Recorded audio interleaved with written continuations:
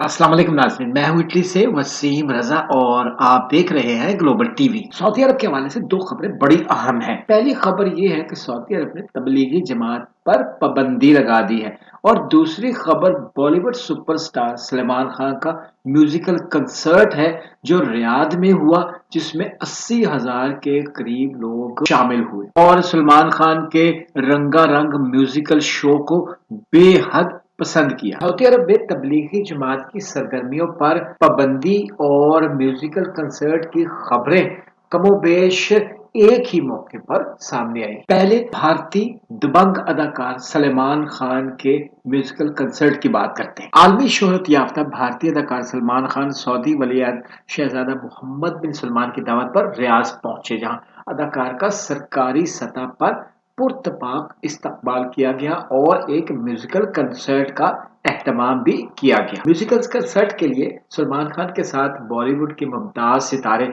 Shilpa Shetty, Jacqueline Fernandes और दीगर साथी फनकार भी आए तो दबंग स्टार म्यूजिकल कंसर्ट के लिए थे, तहम इससे कबल सलमान खान के हाथों का नक्श भी लिया गया जो रियाद की मसरूफ तरीन शहरा पर नस्ब किया जाए। सलमान खान के म्यूजिकल कंसर्ट में 80,000 से जायद अफराद ने शिरकत की और जब दबंग स्टार ने एंट्री दी तो हजारों शायकीन ने दीवानावार मोहब्बत का इजहार किया।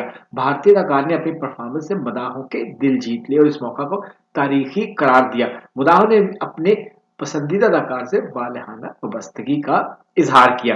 वाज़ेह रहे कि सऊदी अरब में विजन 2023 के तहत सियाहत और सकाफत को खास अहमियत दी गई है और इससे कबल मरूफ गुलकार जस्टिन बीबर ने भी 6 दिसंबर को रियाद में कंसर्ट किया था, जिसमें 70,000 अफराद ने शिरकत की थी। दूसरी जानब सऊदी अरब में तबलीगी जमात की सरगर्मियों पर पाबंदी के हवाले से बात की जाए तो ये पाबंदी कोई नई खबर नहीं है, बल्कि 1980 से ही सरकारी तौर पर तबलीगी जमात की सरगर्मियों पर पाबंदी थी। अब ये फर्क पड़ा है कि इस्लामी अमूर की वजारत की जानब से बाकायदा ट्वीट किया गया है, जिसमें तमाम मसाजिद को और तबलीगी इज्तिमा करने वालों को खबरदार किया गया है कि वो मुल्क के अंदर किसी भी किस्म की तबलीगी सरगर्मियों से बाज रहे। पाबंदी के हवाले से सोशल मीडिया पर एक बहस छिड़ गई है। उलमा अपने अपने नुक्ता है नजर का इजहार कर रहे हैं, जबकि सऊदी अरब से